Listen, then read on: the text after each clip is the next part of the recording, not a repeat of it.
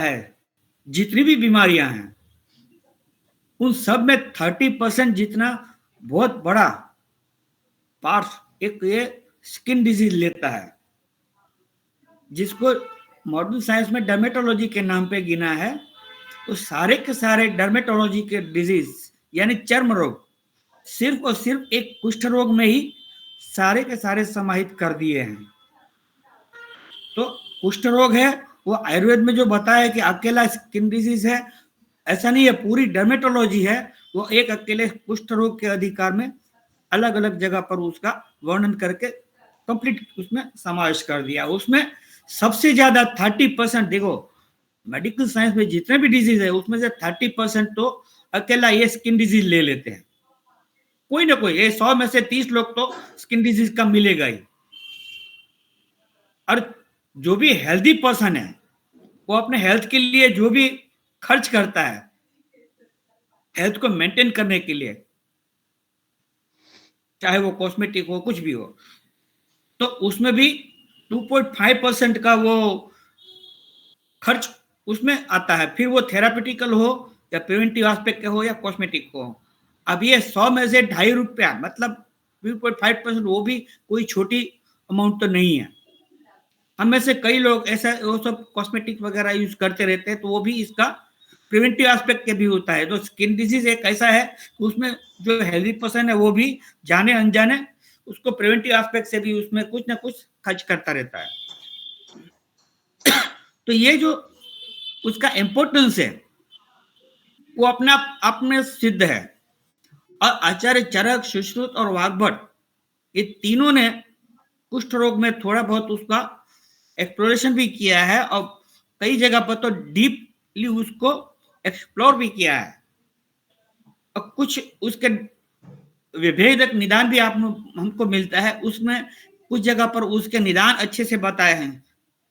लेकिन हमें आज के टॉपिक में आपको सिर्फ विचर्चिका के ऊपर फोकस करना ऐसा नहीं है। विचर्चिका है वो 18 कुष्ठ जो आयुर्वेद में बताया है, वो 18 कुष्ठ में से एक है ना। तो विचर्चिका के बारे में तो आगे हम बात करेंगे ही, लेकिन एक बात ये हमें ध्यान रखना है, कोई भी स्किन डिजीज हो तो उसको ठीक करने में वक्त तो काफी लगता है, थोड़ा नहीं बहुत ज्यादा लगता है, चाहे वो कील मुहासे ही क्यों ना हो, है ना।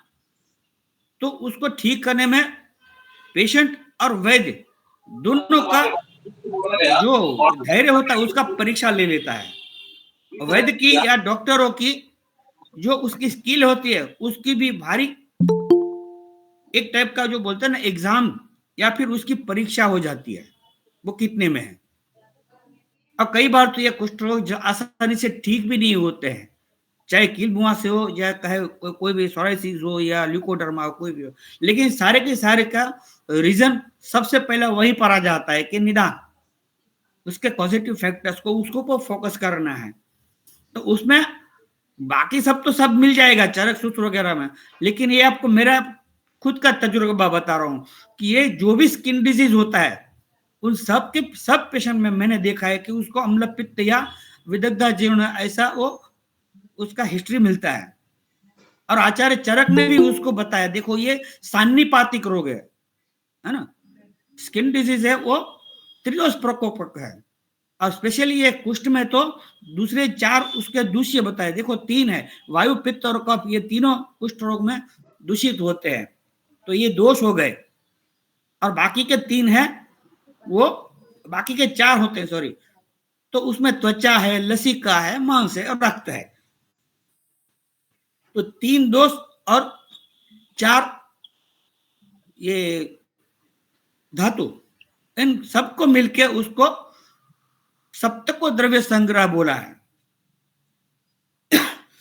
तो कुष्ठ की सबसे पहले तो हम लोग ये समझ लेते हैं कि ये जो भी स्किन डिजीज होता है, भले ही वो किसी रोगी को अभी आज के समय में वो कोई मारक तो नहीं बनता है, पहले के जमाने में लेप्रोसी वगैरह तो होता था तो उसका सामाजिक बहिष्कार भी होता था, लोग उससे छुआछूत का बीमारी भी कहते थे, उससे संपर्क कम रखते थे।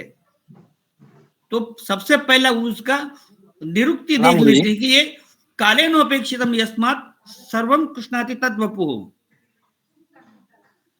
तो जो भी डिजीज, स्किन डिजीज होता है, उसका ठीक समय पे अगर इलाज ना हो या फिर उसका उपेक्षा किया जाए, और जिससे हमारे शरीर की जो स्किन है, जो हमारे बॉडी की सबसे बड़ी ऑर्गन मानी जाती है, वो खराब कर देता है।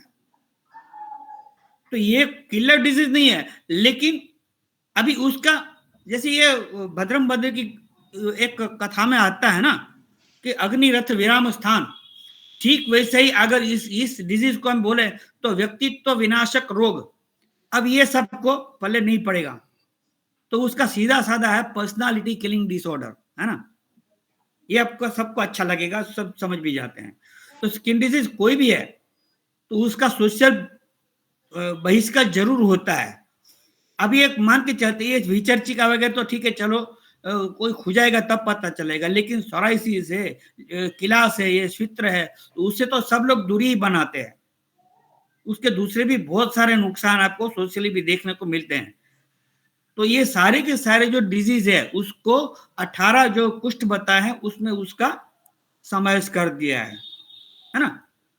तो जो भी हमको ये जो थेरापी होती है, सब जगह पर अलग अलग वैरायटी लेते हैं, उसका मेडिसिन देते हैं, उसका पथ्य भी बताते हैं, लेकिन हमें ये समझना है कि ये जो भी स्किन डिजीज होते हैं, ये अष्टौ महागध में से आता है। ये कुष्ठ को बोला है, कुष्ठम ज्वरश्च शोषश्च, तो ऐसा उसका एक श्लोक बताया। तो ये अष्टौ महागधानी बोला है, तो ये अष्टौ महागधानी में से एक आता है ये।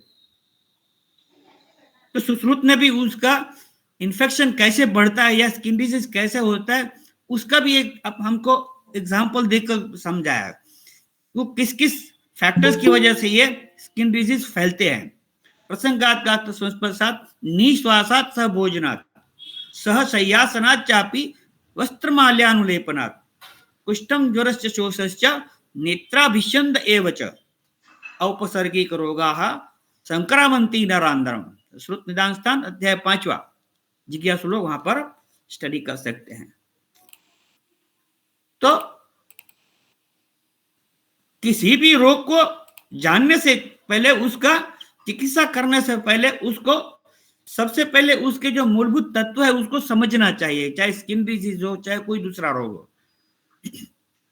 सीधे सीधे कोई योग बना दिया या कुछ परहेज बता दिया, ऐसे नहीं होता। तो ये उसका सबसे इंपॉर्टेंट रोल है, उसका बेसिक जो नॉलेज हमको होना चाहिए कि उसमें कौन कौन से पार्ट उसमें लेते हैं। तो ये स्किन डिजीज होते हैं, उसको आपको मैंने पहले ही भी बताया कि उसमें अम्ल पित्त का ध्यान देना चाहिए। भले ही वास्तव में ये सब इसमें संहिता ग्रंथों में अम्ल पित्त का सीधे सीधे उसका उल्लेख नहीं बताया, लेकिन चरक सुश्रुत सभी ने ये सान्निपातिक रोग होते हुए भी इसको पित्त प्रधान बताया है। तो वो सीधा सीधा हमें उसको सिग्नल मिलता है। तो पित्त प्रकोप को रोकना है, अब पित्त प्रकोप हुआ है उसका शोधन भी करना है और बाद में उसका शमन करना है। तो स्किन डिजीज के लिए खास करके ये उसमें 3 स्टेप आते हैं। पहले तो उसका संशोधन करना होता है, बाद में उसका संशमन करना है, रसायन वगैरह दिया है वो कर, ठीक है। और तीसरा है निदान परिवर्जन। ये उसकी लाइन ऑफ ट्रीटमेंट है, चाहे खील मुआ से हो या कोई भी स्किन डिजीज हो। संशोधनम संशमनम निदानस्य च परिवर्जनम एतावत् विषजा कार्य रोगे रोगे यथाविधि। तो कोई भी डिजीज हो, स्किन डिजीज है ना, तो उसमें ये 3 बहुत उसका इंपॉर्टेंट रोल है। तो हर फिजिशियन को इन तीनों के ऊपर फोकस करना बहुत जरूरी है। और वैद्य जीवन में भी इसमें लिखा है कि ये पथ्ये सति गदार्थस्य किमौषध निषेवणम, पथ्ये असति गदार्थस्य किमौषध निषेवणम। तो ये बहुत सारे सुंदर सुभाषित है, बहुत आसान है समझने में और याद भी रह सकते हैं आराम से। तो जो पथ्य पालन करता है उसको बीमारी आती नहीं है, अब पथ्य पालन करता है तो बीमारी नहीं आती, तो उसका मेडिसिन लेना नहीं पड़ता है। किम औषध निषेवणम पथ्य असति गदार्थस्य, गद माने व्याधि, आर्त माने रोगी, है ना। तो जो पथ्य का पालन नहीं करता है उसको दवाई देने का कोई जरूरत नहीं है। मतलब साफ है। तो परहेज तो रखना होता है, बीमारी कोई भी हो। तो ये परहेज रखना वो अकेला हमारे आयुर्वेद में ही बोला है ऐसा नहीं है, ये बहुत पहले से, बहुत टाइम पहले से ये सब हमको सब उसका रेफरेंस का कोट मिलता रहता है। ऐसा नहीं कि अभी अभी ये नया कॉन्सेप्ट आया है पथ्य पथ्य का, है ना। तो बाइबल के एक सेंट ल्यूक का वो रेफरेंस में कोट करता हूँ। सेंट ल्यूक खुद भी वैद्य थे, वो इजिप्ट के थे, और उसके इजिप्ट के मेडिकल कॉलेज में उन्होंने स्टडी किया था।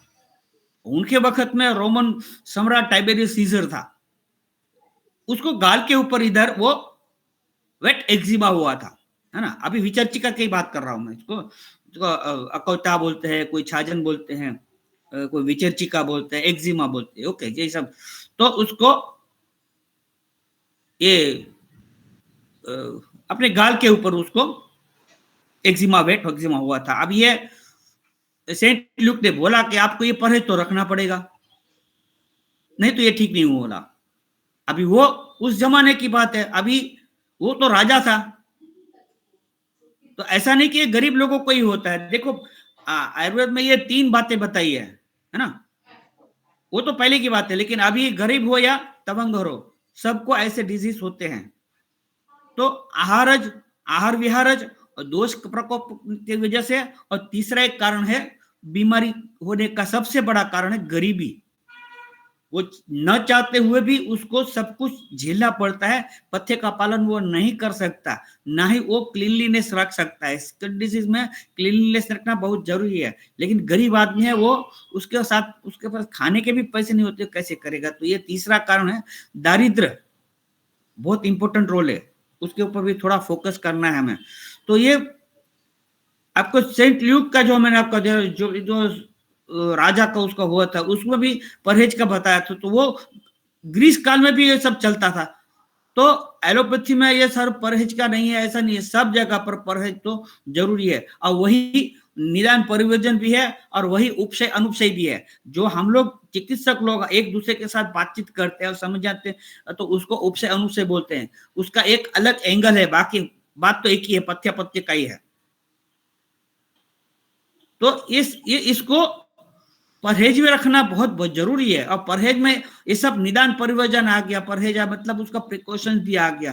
तो ये आपको जो सुश्रुत ने बताया प्रसंगात तो एक दूसरे के साथ फिजिकल रिलेशन जहां तक हो सके कम रखना है। खास करके जो भी स्किन डिजीज हुआ है जिसको, उससे आपको फिजिकल रिलेशन नहीं रखना है, कम रखना है। उसके साथ शेक हैंड करना, उसके साथ नजदीकियां बनाना, वो आपको उसकी डिजीज है उसको आप में ट्रांसमिट होने में बहुत रिस्की बन जाता है।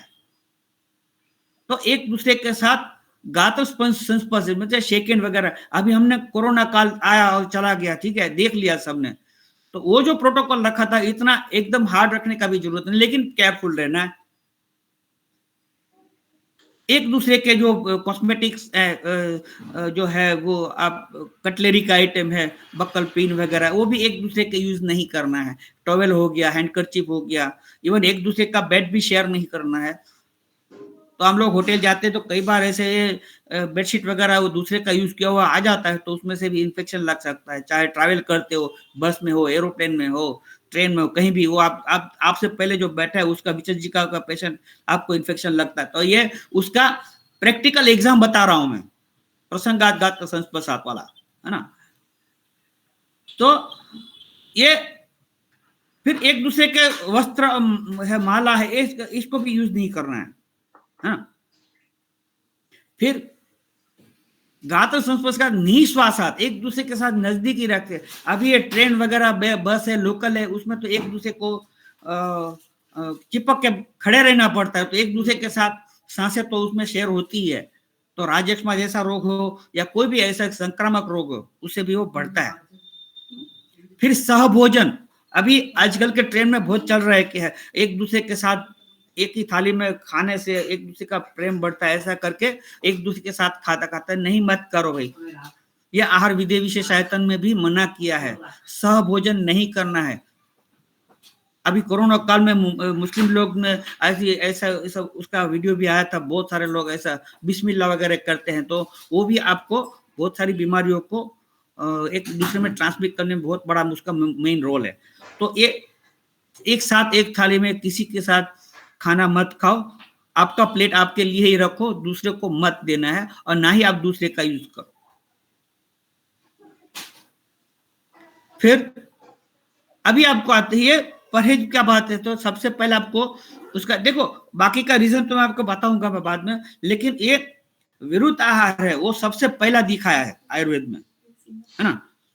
तो अभी उसका पहले भी 2 लेक्चर आपको दे चुका हूं, उसको भी आप देख सकते हैं। लेकिन स्किन डिजीज है उसमें चटपटे खट्टे तीखे एकदम जो मसालेदार खुराक होते हैं सब, फिर वो केमिकल वाले पैक्ड फूड, प्रिजर्वेटिव्स, कलर्स, ये जो खाने पीने का जो सॉफ्ट ड्रिंक्स है, कोल्ड ड्रिंक्स है, प्रिजर्वेटिव्स है, वो सब यूज नहीं करना है।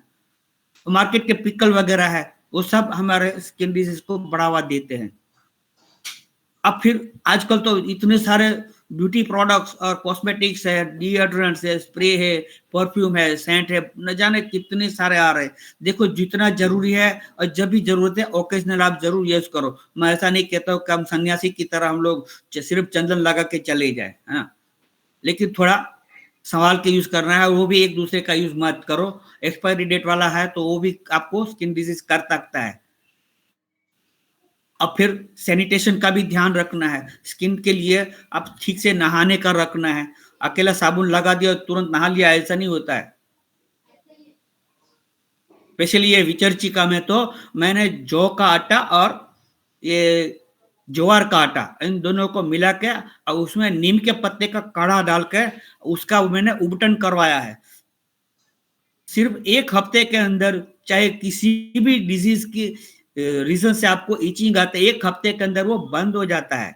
मैं अकेला एक्सटर्नल एप्लीकेशन की बात कर रहा हूं, मैं ना ही उसको आरोग्यवर्धिनी ना ही गंधक रसायन कुछ नहीं देते तो भी होता है। तो संशोधन संशमन जरूरी है, निदान परिवर्जन भी जरूरी है, मुख्य औषधियां ये सब है देना है, लेकिन इसको निग्लेक्ट नहीं करना है। ये समझना है हमें कि ये हमारे लिए बहुत ईजी है, सब जगह नीम का पत्ता मिल जाता है। तो ये क्लीनलीनेस के लिए जरूरी है। सैनिटेशन का भी ध्यान देना है।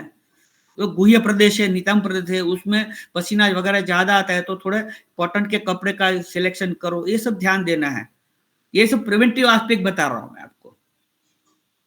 जो भी मेडिसिन आता है, आप चाहे आयुर्वेद का हो एलोपैथी का हो, लेकिन सोच समझ के उसका उपयोग करते हैं तो आपको उसका नुकसान कभी नहीं होगा। एक तो से काली किशमिश है, सौंफ है और हल्दी है, ये तीनों को हमने बहुत पेशेंट में यूज किया है, चाहे पेशेंट कोई भी बीमारी का हो। स्किन में, स्किन डिजीज के लिए ये ब्लड प्योरीफायर भी है, रक्त प्रसादन भी करता है, कोथ को भी घटाता है। कोथ है वो पित्त के आदि प्राधान्य से होता है, तो ये तीनों पित्त शामक बनते हैं, है ना। तो ये कभी फेल नहीं गया है, और ये सारी की सारी चीजें हमारे घर में ही उपलब्ध है। तो कोथ नहीं होगा तो उसका संप्राप्ति भेद होगा, संप्राप्ति भेद होगा तो आपके सामने परिणाम आपके सामने मिल जाएगा कि उसका बेनिफिट आपको तुरंत मिलेगा। देखिए विचर्ची का लिए 2 ही मेन प्रकार है, एक तो ड्राई एक्जिमा और दूसरा वेट एक्जिमा। दूसरे बाकी सब एलोपैथी में तो उसके दूसरे बहुत सारे फैक्टर्स बताते हैं अलग अलग एटोपिक वगैरह, लेकिन हमें ये समझना है कि सिर्फ 2 ही। और इसमें भी ये चरक और सुश्रुत में, मैंने बोला ना पहले ही बोला था कि चरक सुश्रुत में है ना, उसके जो प्रकार है उसमें थोड़ा बहुत मतभेद है, थोड़ा मत का अंतर है। एक ने कुष्ठ को तो ड्राई एक्जिमा है और वेट एक्जिमा में बोला है, तो श्रावी और शुष्क ये दोनों बोला है। तो जो भी श्रावी है उसको एक्जिमा के अंदर डाला है, आचार्य सुश्रुत की बात कर रहा हूं। और जो भी ये जो ड्राई एक्जिमा है उस सबको दांत और उसके अंदर उसको समावेश कर दिया है। तो जितने भी ये ड्राई एक्जिमा है उसका अलग से ट्रीटमेंट होता है और वेट एक्जिमा का अलग से होता है। फिर उसके जो सिम्टम्स है उसमें भी हमें ध्यान देना है। खुजली तो हर एक पेशेंट में आता है, चाहे वो विचर्चिका हो, दद्रु हो या फिर वो पामा हो, है ना। लेकिन दीवाबली और रात्रि बली ये 2 भेद बताए हैं हमें। तो जो दिवाबली कंडू होता है वो पित्त का प्राधान्य होता है, और रात्रि बलि जो होता है उसमें कफ का प्राधान्य होता है। वैसे सब में त्रिदोष का होता है, लेकिन प्राबल्य जिसका होता है ना वो उसकी मैं बात कर रहा हूं।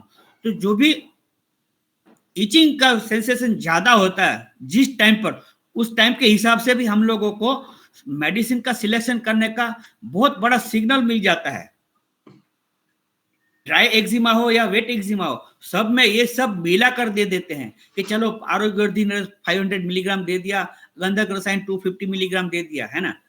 लेकिन सुबह वाला है, सुबह में सूर्योदय के बाद जिसको होता है तो उसको पित्त शमन के लिए अकेला आरोग्यवर्धी से काम नहीं चलेगा, उसको शुद्ध शेखर रस है और ये गंधक रसायन वो सुबह जो जिसको होता है उसमें अच्छा काम करता है। ये पन्ना पिष्टि है, राजावर्त पिष्टि है, फिर वो प्रवाल पिष्टि है, शतावरी है, यष्टि मधु है, वासा है, ये सब पित्त का शमन करते हैं। वासायाम विद्यमानायाम ऐसे श्लोक है ना, रक्त पित्त क्षय काशी किमर्थम औषधि।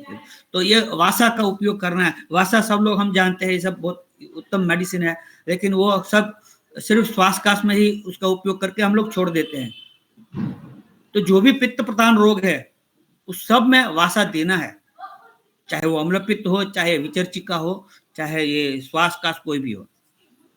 और उसके साथ में ये संसमनीवटी या गुरुची घनवटी या गुरुची सत्व ये भी अच्छा काम करता है। देखो चरक ने है ना ये सब दशेमानी भी बताई है, कुष्ठग्न दशेमानी।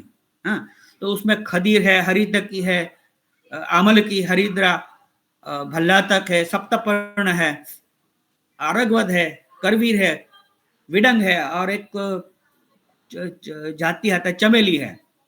ये 10 मेडिसिन है, वो बहुत अच्छा काम करती है। 10 में से कोई एक भी मिल जाता है तो भी चलता है। अभी एक कुछ फार्मेसी ये सब अलग अलग दशेमानी के काढ़े बनाने का प्रोडक्शन चालू किया है, वो बहुत अच्छी बात है। प्रजास्थापन दशेमानी, शुक्र शोधन दशेमानी, है ना। तो इस तरह से कुष्ठग्न क्वाथ, ऐसे ऐसे दशेमानी का क्वाथ ऐसा नहीं मिलेगा आपको, आपको मिलेगा दशेमानी का ओरिजिनल नाम और बाद में आपको क्वाथ लिखा मिलेगा। ये जो भी नए चिकित्सक है उसके लिए बहुत फायदेमंद है। और जो लोग रसौषधि से परहेज रखना चाहते हैं, कुछ लोग है ना वो रसौषधि का उपयोग करना नहीं चाहते हैं, डरते हैं, तो उसको ये दशेमानी वाला या महामंजिष्ठादि काढ़ा है, फलत्रिकादि क्वाथ है, आरगवदादि कषाय या आरगवद अरिष्ट है, पुतीकरण जासव है, ये सब तो आशावरिष्ठ बहुत अच्छा काम करता है। लेकिन ये आशावरिष्ठ वगैरह जो भी है ना, देखो सारीवाद्य सब है, महामंजिष्ठादि काढ़ा है, उन दोनों को मिलाकर भी देते हैं। और उसको साथ में ये हम लोग हरिद्रा खंड पाक खिलाते हैं सुबह शाम। तो ये बहुत अच्छा काम करता है, ये कभी फेल नहीं जाता। लेकिन हमें थोड़ा सा ध्यान रखना है कि जब पित्त प्रधान है उसमें कभी भी कोई भी आशावरिष्ठ यूज मत करना। और इसीलिए ये कुष्ठ रोग में महामंजिष्ठादि काढ़ा अच्छा रहता है। डायबिटीज और ये अम्ल पित्त के पेशेंट में कोई भी आशावरिष्ठ शूट नहीं करता है। लेकिन विचर्चिका में ये सब हम उसको प्रत्युत्पन्न मति से हमें सिलेक्शन करना है, उसके दोष का बलाबल देखना है, पेशेंट का प्रकृति क्या है वो देखना है, उसके हिसाब से हमें मेडिसिन का सिलेक्शन करना है। अगर रस औषधि का यूज करते हैं तो बहुत गिनती के दिनों में उसको अच्छा फायदा मिलता है। उसमें सबसे टॉप पर आता है ताल सिंदूर। ताल सिंदूर अगर वो नहीं मिलता है तो रसमाणी के देखो, हरिताल का जो हम लोगों ने जब से ये विष वाली विषय मेडिसिन जो यूज करना बंद किया है ना, विषैले मेडिसिन, तब से हम लोगों का इश्यू ये सब चालू हो गया है। विष द्रव्य का जिसमें उपयोग होता है, चाहे वचनाग हो, बल्लातक हो, कुपीलू हो, ऐसा कोई भी डिजीज नहीं है जिसकी हद में ये भल्ला तक में नहीं आता हो। भल्ला तक की बहुत बड़ी रेंज है। तो अमृत भल्ला तक अवले या फिर नारसी चूर्ण, ये दोनों भल्ला तक के बहुत प्रसिद्ध योग है। फिर भल्ला तक का तेल भी मिलता है, लेकिन स्किन डिजीज में ये यूज मत करना। और नारसी चूर्ण और ये अमृत भल्ला तक अवले उसको भी गर्मी के दिनों में यूज मत करना। और पित्त प्रकृति प्रधान है उसमें भी उसका यूज मत करना, जिस पेशेंट का पित्त का प्राधान्य है। बाकी के दिन सब जगह पर आप आराम से यूज करो, कभी वो फेल नहीं जाता। जो 10, 15, 20 साल के बाद भी जो ठीक नहीं होता है वो 10, 15 दिन में आप ठीक कर सकते हो। भले ही आयुर्वेद का है, अभी ये चक्रमद हो गया, खदीर हो गया, देखो खदीर को कुष्ठज्ञानम, देखो ये हमें ध्यान रखना है। ये चरक सूत्र स्थान 25 का 40वां अध्याय है यज्ञ पुरुषी का, उसमें एक श्लोक है ना, ये बहुत लंबा है, उसमें बहुत सारी बातें हम लोगों को सीखने को मिलता है। उसमें एक बताया खदीरो कुष्ठज्ञानम बताया है। दशमानी में भी ये उसको सबसे पहला उसको रेफरेंस कोट किया है। कुष्ठज्ञ दशमानी में खदीर को सबसे पहला स्थान दिया है। अब हमारी मुश्किल यहीं पर है कि खदीर आप बहुत सारा यूज होता है, लेकिन ओरिजिनल खदीर मिलना बहुत मुश्किल है और बहुत महंगा भी होता है। तो खदीर का त्वक से काम चला सकते हैं, तो खदीर का उपयोग करना है। खदीराष्टक पात बना सकते हैं, खदीरारिष्ट भी दे सकते हैं। सारी बात ये सब है, खदीरारिष्ट है सब। अच्छा, मैं तो अभी ये उशीरा सब है वो उसके साथ मिलाते हैं तो पित्त का लिए भी उसका वो एंटीडोट का काम करेगा, पित्त का भी शमन करता है, भले ही आसवरिष्ट है ना। तो ये चाहे विचर्चिका हो, चाहे दद्रु हो, चाहे पामा हो, सब में एक चक्रमद वगैरह ये काम करता है। चक्रमद का बहुत कम यूज हुआ है संहिता ग्रंथों में, लेकिन संग्रह ग्रंथों में उसको बहुत अच्छा मिलता है वर्णन। तो चक्रमद तेल हमने बनाया है, ये निम्ब तेल है या निम्बादी तेल है, वो तो मार्केट में मिल जाता है। चक्रमद तेल है वो भी मिलता है, लेकिन मैंने चक्रमद बनाया था, मैं अपनी बात कर रहा हूं मैं। तो करंज तेल और निम्ब तेल ये दोनों को 50-50% मिला दिया था और चक्रमद का क्वाथ करके उसके अंदर डाला था। अब उसको 21 दिन तक हमने वो तेल पाक विधि से प्रोसेस करके धीरे धीरे करके वो रोज उसको बॉइल करके बनाया था। और वो अकेला चक्रमद नहीं, मैंने सोराइसिस के भी बहुत सारे पेशेंट इसी तेल से मैंने ठीक किया है। अब प्रक्षेप द्रव्य में सिर्फ कल्क द्रव्य में मैंने उसमें हरिद्रा डाला था और ज्यादा कोई सामान नहीं डाला है, लेकिन चक्रमद तेल का ये मेरा अनुभूत योग है। ये किसी संहिता ग्रंथों में कभी भी ऐसा देखने को नहीं मिलता है कि नींब तेल या करण तेल से आप बनाओ। अभी मरीच आदि तेल बनता है तो उसमें भी वो सरसप तेल का यूज किया है, लेकिन कहीं भी चक्रमद तेल के तरह अभी जो बनाते हैं करण तेल या नीम तेल, ऐसा नहीं बनता। तो ये सिलेक्शन हमारे हाथ में है, ये सब युक्ति है वो हमें करना है। कौन सा डिजीज है और कौन सा वो पेशेंट का सिम्टम क्या है, उसके हिसाब से हमें उसका सिलेक्शन करना है।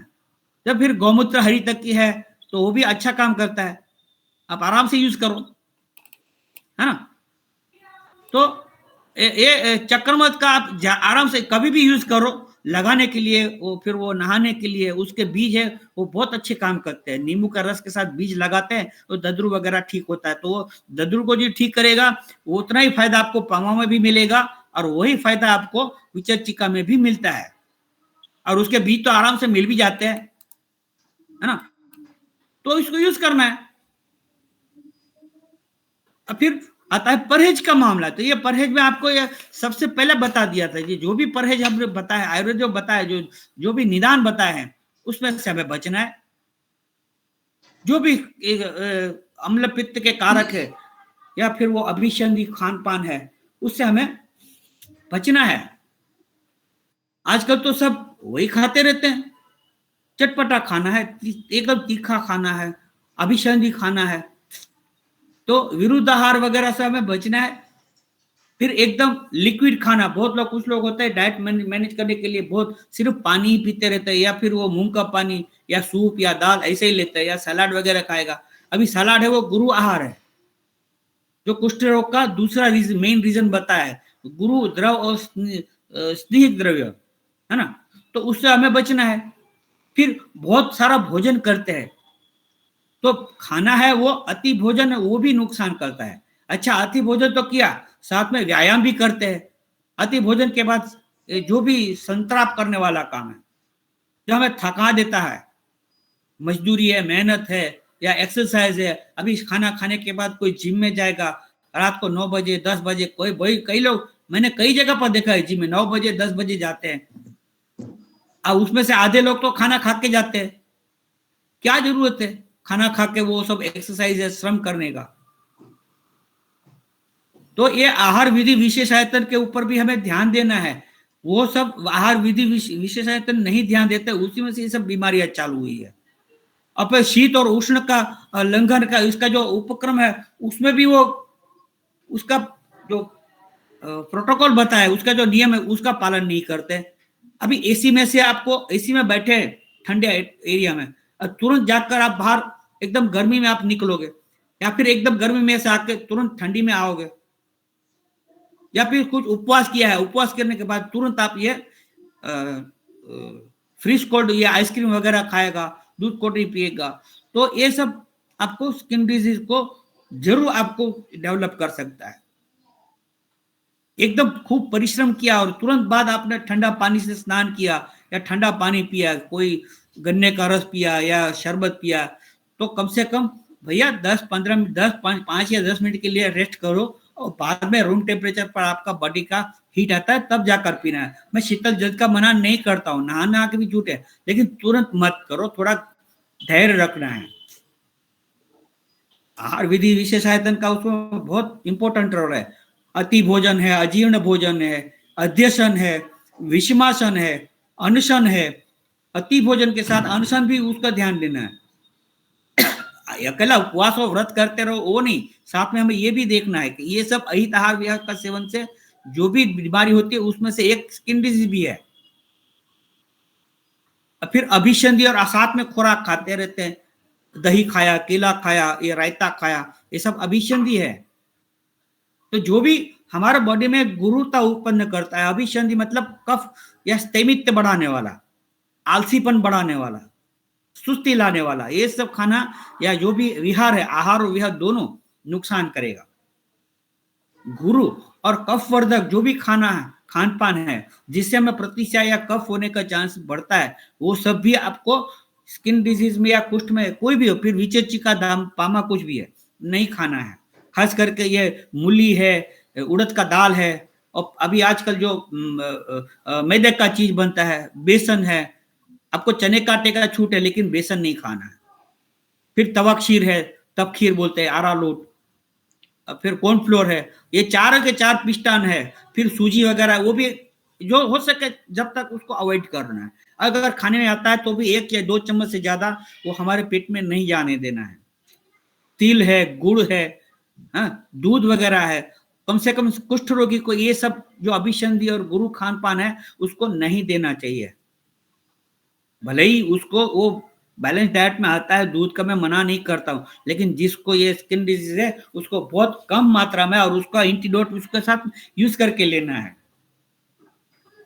आजकल की मॉडर्न साइंस में ये सब माना नहीं जाता, कुछ लोग वैद्य लोग मानते नहीं है, लेकिन आयुर्वेद में इसको पाप कर्मज व्याधि भी बोला है।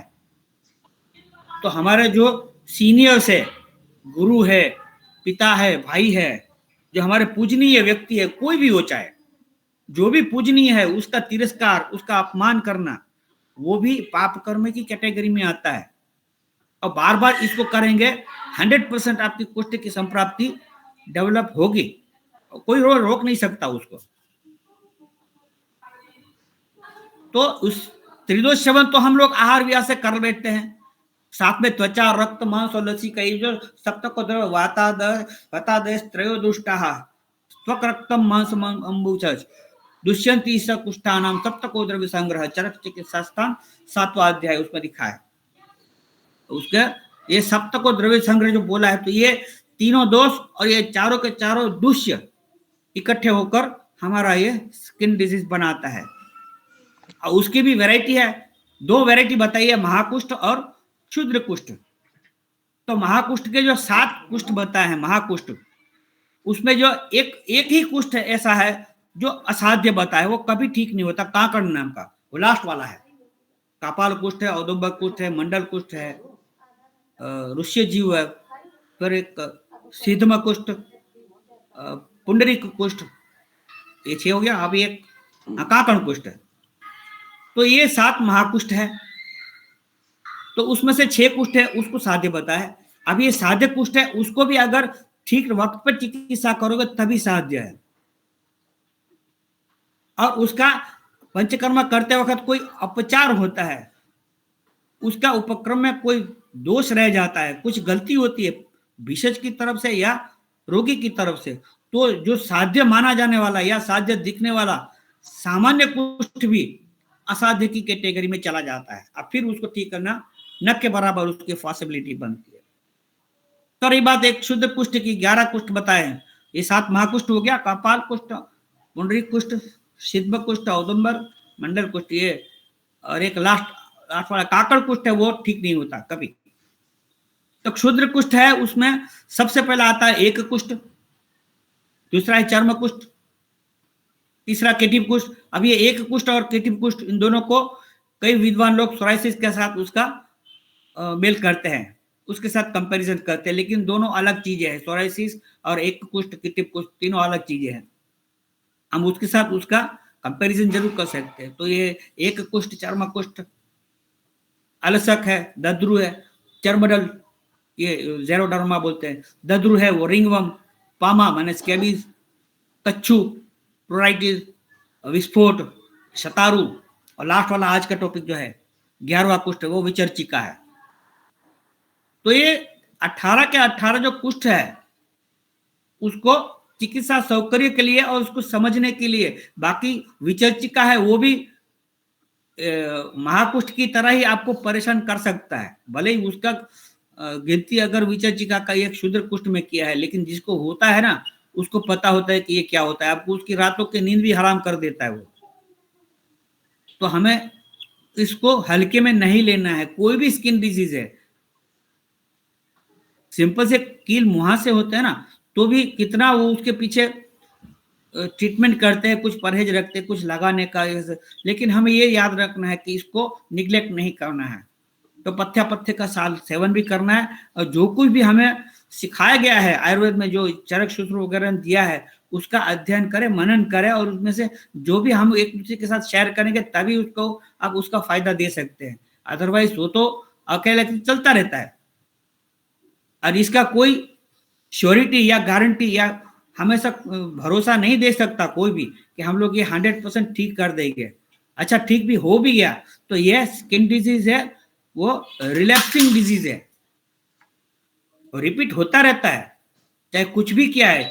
ये 10-15 साल के बाद भी आपको कोई भी डिजीज फिर से वही डिजीज या दूसरा नाम में आकर आपको परेशान कर सकता है। मैंने देखा है, बहुत बार देखा है, जिसका हिस्ट्री 20 साल पुराना था, डिजीज का वो ठीक होने के बाद 5 साल के बाद आता है, फिर से बोलता है कि साहब हमको ये फिर से हो गया। अभी उसका हिस्ट्री लेते हैं तो आपको ये सब जो आज तक बताया, ये सब विरुद्धाहार वगैरह है, चरक सुश्रुत में बताया सब, वो उसका मेन रीजन उसमें आ ही जाता है। तो कोई भी चिकित्सा है ना, उसको करने से पहले ये स्किन डिजीज में ये खास करके ये अम्ल पित्त का जैसा वो जो मैंने पहले ही बोला, वो जरूरी बन जाता है, तो उसका शोधन करना है। शोधन है वो आयुर्वेद में खास करके ये सुश्रुत ने उसको बताया है कि हर 15 दिन में पक्षा तो वमन कुर्या, तो फिर वो 1 महीने में 3 महीने में एक बार आप उसको विरेचन कर्म करना है, और साल में एक बार उसको रक्तमक्षण भी करना है।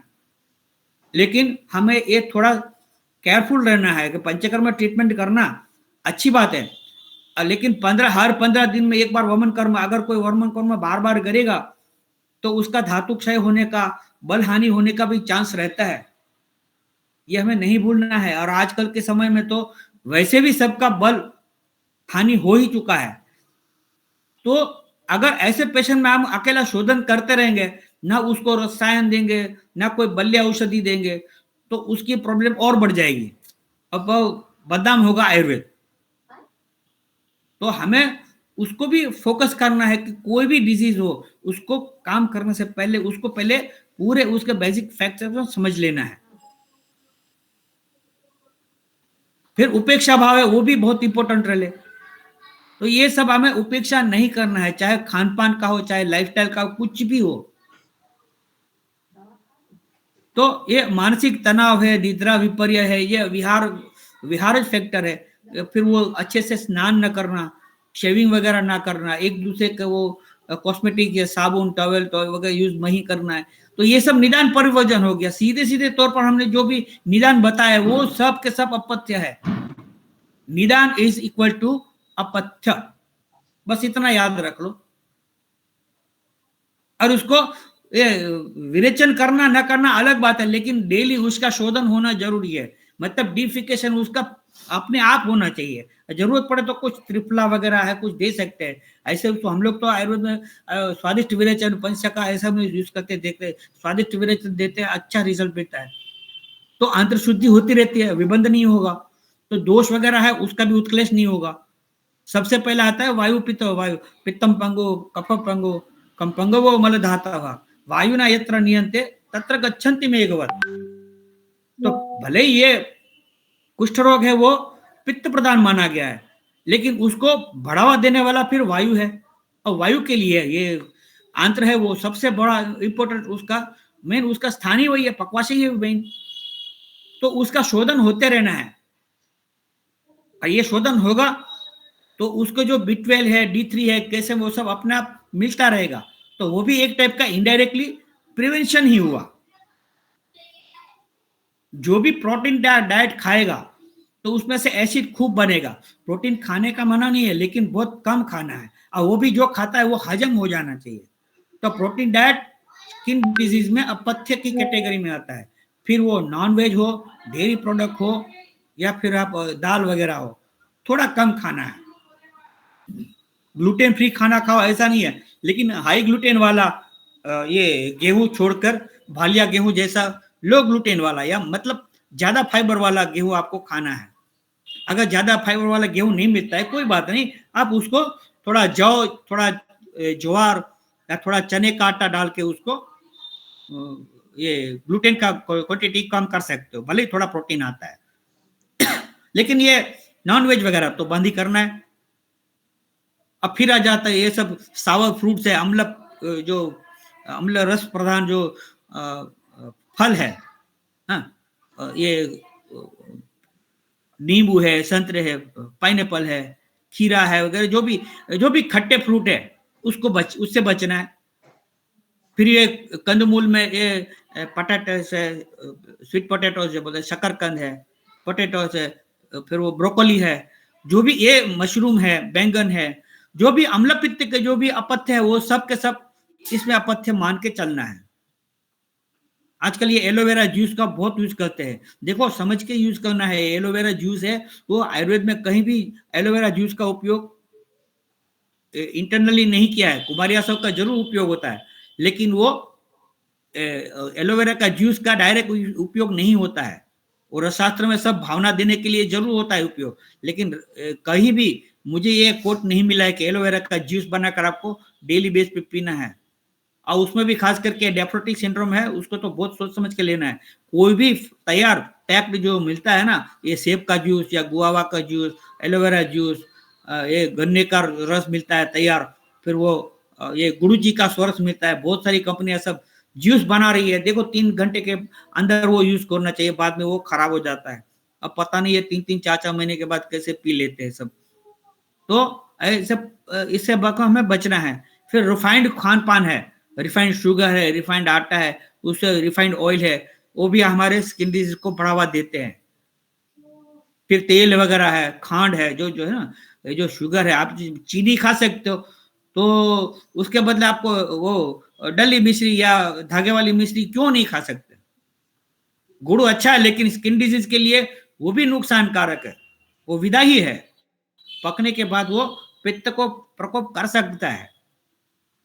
तो कुछ भी परहेज वगैरह करना है, वो कुछ भी मेडिसिन भी देना है, अगर स्वादिष्ट विरेचन भी है और पंचसखा चूर्ण भी है, शिवाक्षार पाचन भी है, वो सब के सब आंतर शुद्धि के लिए अच्छा है। लेकिन उन सब में ये ध्यान रखना है कि स्वादिष्ट विरेचन में गंधक आता है, इसलिए वो बहुत इफेक्टिव है। और साथ में उसमें कोई पित्त प्रकोपक कोई भी आइटम नहीं है, ना ही अजवाइन है, ना ही भी सौंठ है, काली मिर्च है, पिपली, कुछ भी नहीं है। सिर्फ 5 आइटम है, चौंडपत्री, शर्करा, गंधक, फिर वो ये आता है ना, 4-5 आइटम है, सिर्फ 5 आइटम का उसमें है। तो स्वादिष्ट विरेचन है वो हमारे लिए बहुत अच्छा कॉम्बिनेशन बना के भेजा है, तो हमें ये यूज करना है। वो कभी फेल नहीं जाता, कभी भी यूज कर सकते हो आप। अभी हेल्दी पर्सन है वो भी आप आराम से यूज कर सकता है। तो निद्रा विपर्य, मानसिक तनाव, उससे बचना है। स्वस्थ वृत्त और सदवृत्त का पालन करना है, विरुद्ध आहार से बचना है। और कफ पित्तज व्याधि भी बताए उसको, तो ये त्रिदोष वैसे तो है, लेकिन नास्तिक कंडम कफे नवीना, जो देखो कफ का भी हमें ध्यान देना है। कुछ खुजली आता है तो कफ ना हो, अगर हुआ है तो उसको ठीक करना बहुत जरूरी है। सकंडु पीड़िका श्राव बहुश्राव विचर्चिका सब बोला है ना। तो ये सब उसका जो उसका कार्डिनल सिम्टम भी वही है बताया है कि उसमें पेपुल्स बहुत होते हैं। देखो अभी इसका डिफरेंशियल डायग्नोसिस बता देता हूं मैं आपको।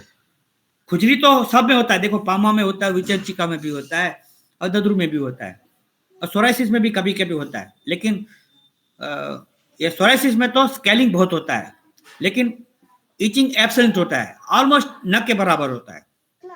बाकी के ये जो तीन बचते हैं, ददरू है, विचर्चिका है, पामा है, तो ये विचर्चिका में आप देखोगे तो उसमें जो छोटे छोटे छोटे पीस बनते हैं, छोटे छोटे पेपिल्स बनते हैं, पिडिका बोलते हैं, उसको थोड़ा दबाते हैं तो उसमें वो लाइट येलो कलर का या व्हाइट कलर का ऐसा वो पस जैसा निकलता है।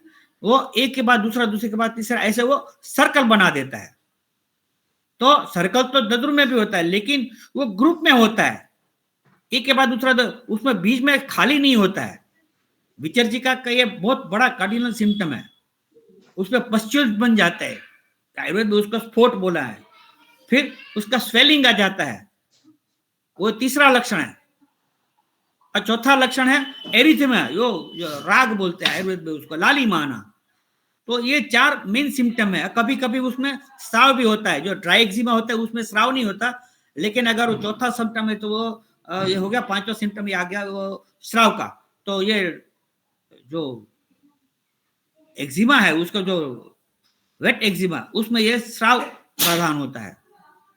तो अभी ड्राइनेस है कि नहीं वो देखना है, तो हमें उसको सबसे पहले स्किन के ऊपर देखते हैं तो सबसे पहले क्या देखता है, तो ड्राइनेस है या वीपिंग है, तो उससे हमें पता चल जाएगा कि ये ड्राई है या वीपिंग एक्जिमा है। फिर स्वेलिंग वगैरह तो दोनों में कॉमन होगा, कंडू भी दोनों में कॉमन होगा, दाह भी कॉमन होगा, और वेदना भी होगी। ये चार मेन उसके कार्डिनल सिम्टम है। और ये चारों को ठीक करने के लिए आपको आयुर्वेद में जो बताया कि हरिद्रक खंडपाक है या आरोग्यवर्धिनी है। देखो सब लोग आरोग्यवर्धिनी और गंधक रसायन दोनों को साथ में यूज करते हैं, लेकिन मेरा ये पर्सनली मानना है कि आरोग्यवर्धिनी को अलग टाइम पे यूज करो और गंधक रसायन को अलग टाइम पर देना है। चक्रमर तेल है, मरीचियादी तेल है, निम्बा काम करते हैं। मैंने तो सिंदूरादी तेल को कोकोनट ऑयल से यूज करके बनाया है, तो उससे ये सरसों का तेल से जो यूज करते हैं ना, उसके बदले ये कोकोनट ऑयल से बनाया वो सिंदूरादी तेल है ना, वो बहुत अच्छा रिजल्ट देता है, क्योंकि उसमें जलन नहीं होता है। देखो ये सब विचर्चिका में और ददरू में सब जलन बहुत होता है। कहीं ना कहीं बरीचरी तेल से हमने ये बर्निंग सेंसेशन बढ़ते हुए भी देखा है। बाकायदा वो फायदा जरूर देता है, लेकिन सब में नहीं देता है। तो जिसमें ड्राई का ये विचर्चिका है ना, जो एक्जिमा, ड्राई एक्जिमा है, तो उसके अंदर आप बरीचरी तेल बेशक यूज करो। लेकिन विपिंग एक्जिमा है तो उसके अंदर तो ये जात्यादि तेल या निम्बादी तेल या सिंदूरादी तेल यूज करना है, या सिंदूरादी मलर। अगर ऑयल लगाना अच्छा नहीं पड़ता है, किसी को सूट नहीं करता लगाने में, कंफर्टेबल नहीं है, तो आप उसका ऑइंटमेंट बना सकते हैं।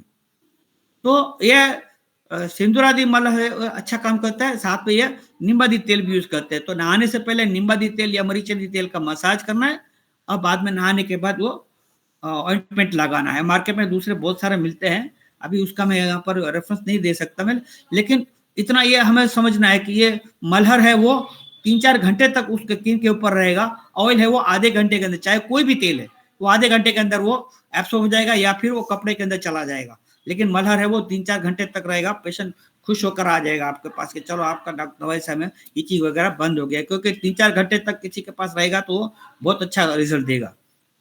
अब फिर वो उसका वही परिमार्जन बोला है, तो उसके लिए अंदर ये आरगवत का, त्रिफला का, नींब पत्र का, जाति पत्री, जाति चमेली का पत्ता है ना, जो जाति का वल्ली आती है, तो उसका भी यूज कर सकते हैं। मीठे नीम का पत्ता है, तो उस सब के आपको काढ़ा बना के उससे आपको वॉश करवाना है। इसमें से कोई एक भी चलता है, कुछ भी नहीं मिलता है कोई बात नहीं, आप अकेला त्रिफला तो मिल ही जाएगा। अब कोई गरीब आदमी है बेचारा, तो उसके लिए नीम के पत्ते तो आराम से मिल जाएंगे। तो नीम के पत्ते का देखो, जैसे कौष्ठज्ञानम श्रेष्ठ बताया है, तो उसी चरक में ये निम्ब को प्रधान औषधि बताया है, निम्बो कंडुग्नानम बताया है। तो कोई भी कारण से आपको इचिंग हो रहा है तो निम्ब है ना, उसको बहुत अच्छा रिजल्ट देता है। अभी उसका लेप भी लगा सकते हैं, उससे आप कल्क बना के उसको नहाने के लिए भी, उद्वर्तन के लिए भी यूज कर सकते हैं। इसका उपनाह दे सकते हैं, उसका नीम पत्र का काढ़ का उसका वॉश करने के लिए, नहाने के लिए भी दे सकते हैं, कैसे भी उसका अशोधन करने के लिए ये जो भी हम लोगों के पास मेडिसिन अवेलेबल होता है, सिंपल सादा आरोग्यवद से लेके देखो, सुख विरेचन, मृदु विरेचन, मध्यम विरेचन और तीक्ष्ण विरेचन, ये सारे के सारे आप सब जानते हैं, फिर भी आपको बता देता हूँ। ये सुख विरेचन में ये आरोग्यवद आता है, मृदु विरेचन है के लिए तो ये द्राक्षा वगैरह है, ये सौंफ है, वो सब मृदु विरेचन में आता है। फिर एरंड तेल वगैरह है तो वो मध्यम विरेचन में आता है। तीक्ष्ण विरेचन में ये सब हमारे योग आते हैं, ये अश्वकंचु की रस है, इच्छापेदी रस है, नाराज रस है, जलोदरारी रस है, ये सब दे सकते हैं। कुछ भी कोई भी आप सिलेक्ट करके उसमें से आप दे सकते हैं, लेकिन अलग अलग वक्त पर अलग अलग क्वांटिटी में उसको देना है, लक्षणों के हिसाब से हमें उसमें चेंजेस करना है। तो हमें ये परहेज भी रखना है, साथ में ये इसका प्रिपरेशन जो आपको बताया है, तो ये सब उसमें से जो भी आपके पास अवेलेबल है उसका यूज भी कर सकते हैं। तो इसका ये पथ्यापथ्य भी बताया आपको, ये उसका रिजल्ट भी बताया, उसका डिजीज भी बताया। अभी कोई आपका जो मन में जो क्वेरी है या आप कोई सजेस्ट करना चाहते हैं, आप कोई भी बोल सकते हैं।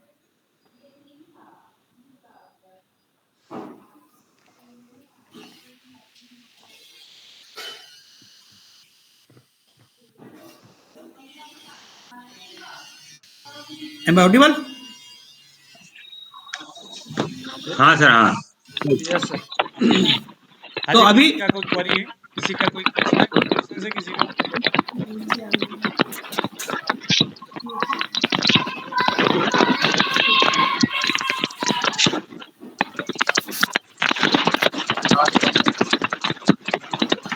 इमरान जी प्लीज आप ऑडियो म्यूट करिए, जिन्होंने पूछना है प्लीज वही लोग। ओके, हाँ जी, किसी ने कुछ पूछना है? 3 चीज थी उसमें, सौंफ, हल्दी और क्या काली खजूर थी, क्या था बताया था सर ने? हाँ, काली किशमिश है, सौंफ, काली किशमिश और शक्कर, मिश्री, हल्दी भी बताया पित्त था शामक है और आराम से दे सकते हैं। एक सर प्रयोग होता है जैसे उसको बोलते हैं खांड, देसी खांड, वो कैसा है? हाँ हाँ हाँ हाँ, वो कैसा रहता है? देखो, ब्राउन शुगर भी आता है, देसी खांड भी आती है, फिर डली मिश्री आती है, धागे वाली मिश्री आती है, बतासे आते हैं, ऐसे बहुत सारे शुगर के विकार बताए, ये सब इक्षु विकार है ना। लेकिन हमें लेना है कौन सी, एकदम बड़ी वाली और एकदम शार्पनेस वाली, जो इसमें से हम जब बोलते हैं क्रिस्टल क्लियर होना चाहिए, एकदम मटमैली मिश्री नहीं लेना है। और खांड तो वैसे भी वो पित्त का वो प्रकोप करता है, तो उसको खांड को यूज न करने के बजाय ये यूज करना है, मिश्री का ही यूज करो। चाय कॉफी में या फिर वो रसोई में या मिष्ठान बनाने में भी आपको मिश्री का ही यूज करना है हमेशा के लिए। खांड पित्त प्रकोप करती है सर? हाँ, लेकिन ये तो ठंडी बताते हैं कि ठंडी होती है, ऐसा बोलते हैं। नहीं, वो कफ बढ़ाते हैं, और इसीलिए आजकल जो सीतोपलादी चूर्ण है, अविपत्ति का चूर्ण है, ये स्वादिष्ट विरेचन, जहां भी शुगर होता है, देखो हमें कहीं भी शर्करा का ही उल्लेख है, हमें ये बात बहुत अच्छे से समझना चाहिए। और खास करके जो गृहिणी है, जो माताएं बहनें जो है, जो रसोई लगाती है, होटल वाले तो कभी शक्कर डाल के आपको चाय बनाने से रहे, मैं आपको शर्त लगा देता हूँ, कोई नहीं देगा होटल वाला शक्कर वाली चाय, सब खांड दे देंगे। और खांड में भी 5-6 वैरायटी आती है, अभी बुरू खांड भी आती है, खांड सी आती है, खांड डी, ऐसे बहुत सारी है, मार्केट में अलग अलग नाम से उसका बेचते हैं। लेकिन खांड हमने तो कई सालों से बंद कर दिया है यूज करना। मैं तो अपने घर में कभी खांड यूज नहीं करता हूँ। मेरे अपने ये पेशेंट को भी हम लोग जो देते हैं ना, वो जो मेडिसिन, उसमें भी वो स्पेशल ऑर्डर देकर हमें बनाते हैं। सीतोपलादी चूर्ण है, या कहीं भी जहां भी शुगर आता है, डली मिश्री ही यूज करना है, वो भी क्रिस्टल क्लियर होना चाहिए, उसमें भी 3-4 वैरायटी आती है। खांड की जगह फिर आप क्या घर में क्या यूज करते हैं? मिश्री, डली मिश्री जो आती है ना, मैंने बोला ना, क्रिस्टल क्लियर होना चाहिए। खांड में और जो नॉर्मल ब्राउन शुगर आती है, यानी कि जो ब्राउन वाली चीनी आती है, उसमें कुछ फर्क है सर? देखो, बनता सब कुछ एक ही साथ होता है। जैसे हम लोग देखो आसावरिठ है, ये तो ठीक है, चलो आसौरी हम लोग, लेकिन मध्य का बनता है तो उसमें प्रसन्ना है, जगल है, वारुणी है, मंदक है, ये सब बनता है ना। तो यह बनता एक ही ड्रम में है। ठीक इसी तरह ये चीनी के जो कारखाने में ये सब बनता है। अब ये बतासा बनाने का मेथड अलग है, थोड़ा सा अंतर होता है, उसको मेल्ट करके फिर उसको जमा देते हैं, तो वो एक टाइप का पाक हो गया। तो बतासे वो दिल्ली मिश्री के बाद दूसरा नंबर आता है बतासे का। लेकिन चीनी तो यूज नहीं करना है, उसमें बहुत सारे केमिकल बहुत यूज होते हैं। चीनी तो वेस्ट प्रोडक्ट में से ही बनता है ये सब। चीनी तो एक अलग इश्यू हो गया, उसको छोड़ दें सर। एक ब्राउन शुगर आती है, यानी कि भूरे रंग की चीनी आती है। हाँ, तो हाँ, बनाने का तरीका अलग होता है, वो आप ले सकते हैं, लेकिन वो ब्राउन शुगर के नाम पर भी हमें ये कलर डाल के दे देते हैं। हाँ, वो हो आप खुद सकता है। बना सकते हो, उसका मेथड सीख लेना है। नहीं, एक्चुअली कुछ फैक्ट्री इसको बनाती हैं क्योंकि उसमें प्रोडक्शन कॉस्ट भी कम आती है, उसकी रिफाइनिंग नहीं करनी पड़ती ना, इसलिए। तो हाँ, कुछ अच्छा लोग है ठीक वो। भी बनाते, हाँ, कुछ लोग ठीक भी बनाते हैं। बट मेरा क्वेश्चन ये है कि सर, जैसे चीनी और खांड में भी गुणों का फर्क है, जैसे कि आप कह रहे हो चीनी और खांड, खांड दोनों एक ही हुआ, मतलब चीनी भी चीनी पित्त और खांड बढ़ाएगी। अलग नहीं है। मैं भूरी शुगर की बात कर रहा हूँ, जो भूरी वाली हाँ, चीनी ब्राउन है, अगर शुगर अलग है। वो अगर सही प्रिपरेशन हुई है उसकी, यानी कि हाँ हाँ, अगर वो केमिकल फ्री है या प्रोसेसिंग में उसको जो भी केमिकल्स रिफाइनिंग में यूज नहीं हुए, तो वो भी पित्त बढ़ाएगी क्या, जो ब्राउन शुगर है? जरूर, क्योंकि उसके अंदर से जो उसका जो टॉप लेवल का जो शुगर होता है वो तो निकल गया ना। चीनी, हम्म। ये चीनी है वो लेफ्ट। देखो, एक बार गन्ने का रस बनता है, उसका फैक्ट्री में मैं गया नहीं हूँ, लेकिन वो जो मेरे पास पेशेंट आता है, वो जो गुड़ बनाता है, उसने मुझे बताया था, ये मैंने देखा नहीं है, लेकिन उसका प्रोसेस यही होता है। गन्ने का रस में से गुड़ भी बनता है, और ये खांड, चीनी, या हम लोग जो भी बोलते हैं ब्राउन शुगर, सब कुछ बनता है। लेकिन ठीक है। उसको एक बार वो गर्म करके उसमें चौके में उसको ढलान कर देते हैं। फिर हम्म। जो ऊपर वाला होता है ना, वो टॉप लेवल का होता है, उसमें मिठास ज्यादा होती है। हम्म। बीच वाला ठीक होता है। है वो खांड डी बोला जाता है, दिल्ली मिश्री जो बनाती है। और लास्ट वाला होता है, उसको फिर से पाउडर करके उसमें से खांड बनाते हैं। ठीक है। तो उसमें तो उसमें जो क्वालिटी है, उसका जो गुणधर्म है, वो बहुत कम होता है। पित्त हाँ, शमन होने के बदले, और उसमें ये सब केमिकल डालते हैं, हाँ, हड्डी ठीक है। डालते हैं, हड्डी का जो होता है ठीक ना है, बुरा तो दा, मैं समझ गया, उसके समझ साथ, गया। इसलिए तो हम लोग खांड बना करते हैं। ठीक है, तो और खांड वैसे भी पित्त आपको बढ़, बढ़ाता है। एक ओके। चीनी आती है बिल्कुल क्रिस्टल क्लियर और वो मोटी, बिल्कुल हाँ हाँ क्रिस्टल जैसी होती है। हाँ हाँ। वो ठीक है, वो चीनी ठीक है। नहीं, चीनी तो चीनी ही हुआ, वो आपको तो धागे चीनी वाली हो गई मिश्री सर। ही यूज करना है। ओके सबसे बढ़िया सर। इजीली अवेलेबल धागे वाली मिश्री ही है। हाँ, ठीक है, ठीक है सर। एक चीज इसमें और, कि जो मतलब चीनी हुई वो पित्तवर्धक हुई, खांड हुई वो आप बता रहे हैं पित्त बढ़ाती है। तो ये खांड को ठंडी बताते हैं, तो उस शीतल गुण से पित्त बढ़ने का कुछ थोड़ा सा समझाएंगे? वो मतलब कैसे पित्त बढ़ाती है? वो लोग बाग तो उसको ये समझते हैं कि शीतल होती है तो ये पित्तवर्धक नहीं होगी, पित्त शामक शीतल होगी जरूर करके। होती है, लेकिन वो अम्ल पित्त कारक है। अब देख लेना, कोई भी स्वीट खाता है ना, उससे एसिडिटी क्यों हो जाती है। चलो हाँ, हम वो तो लोग ये है, चने का हुआ, बनती है। आपने देखा होगा ना, मिठाई खाने के बाद हाँ, मुझे एसिडिटी हुआ, एसिडिटी तो बनती है, वो तो मैं समझ पा रहा हूँ। तो वो उसका वो अम्ल विपाक होता है ना, इसकी वजह से, क्योंकि उसमें दूसरे भी केमिकल यूज होते हैं। जो अम्ल विपाकी नहीं है, उससे आपको पित्त का शमन होगा, क्योंकि उसका क्योंकि क्वालिटी पूरा मैं अलग है। मैं स्पेशली सर खांड के ऊपर इसलिए पूछ रहा हूँ, क्योंकि खांड बनाने का जो एक्चुअल में प्रोसेस है, हमारे एरियाज में बनती है खांड, मतलब थोड़ा सा ये हाँ एरिया खांड गुड़ शक्कर का ही है। हाँ सो हाँ इसमें खांड जब बनाते हैं तो उसमें क्या करते हैं, जैसे गन्ने के रस को पकाया, और गन्ने के रस हाँ को पका के उसका एक लेवल आता है कि इस लेवल पे ये गुड़ बनेगा, इस लेवल पे खांड बनेगी। हाँ जो हाँ कोल्हू हैं, जो गन्ने से ट्रेडिशनल जो कोल्हू स्वीटनेस बनाते हैं, उनमें दो ही चीजें नॉर्मली बनती हैं, या तो गुड़ बनेगा या खांड सारी बनेगी। तो ठीक है। जिस लेवल पे खंड सारी बननी होती है, उस लेवल पे उसको रोक दिया जाता है, फिर मतलब गर्म करना बंद कर दिया जाता है। देन क्या करते हैं, कंटेनर होता है, उसके अंदर, मैं थोड़ा सा एक वीडियो ऑन कर लेता हूँ। तो उसमें क्या होता है कि एक एक कंटेनर होता है, स्क्वायर या रेक्टेंगल कंटेनर होता है, उसके अंदर एक मशीन होती है जो रोटेट होती रहती है। अब जो लिक्विड, सेमी लिक्विड जो खांड के लेवल का बना, उसको बंद कर दिया, वहां पे उबलना, अब उसको ठंडा करके उस कंटेनर में ट्रांसफर कर दिया जाता है, देन वो कंटेनर रोटेट होता रहता है, तो उसके क्रिस्टल फॉर्म बनते रहते हैं अपने आप, उसमें अभी तक कोई केमिकल यूज नहीं हुआ। देन क्या होगा कि जब उसके क्रिस्टल्स अच्छे से बन जाएंगे, तब एक जैसे अपनी कपड़े सुखाने की मशीन होती है ना, धुलने के बाद एक रोटेट हाँ हाँ करने वाली, ऐसी एक मशीन होती है, उसके अंदर डालते हैं, देन उसको रोटेट करते हैं, तो उसका जो लिक्विड वाटर कंटेंट है वो निकल जाता है, साथ के साथ उस पे एक स्प्रे दी जाती है नॉर्मल वाटर की। तो जब नॉर्मल वाटर की स्प्रे दी जाती है तो उसका जितना भी मैला है वो भी निकल जाता है, एंड पाउडर फॉर्म ओनली बच जाती है, ड्राई पाउडर, दैट इज खांड। तो उसमें कोई केमिकल प्रोसेस नहीं होता है, तो इस केस में भी क्या वो पित्तवर्धक ही होगी? हाँ, क्योंकि उसका जो विपाक है ना, वो अम्ल बन जाता है, क्योंकि उसका क्वालिटी अलग नहीं हुआ ना।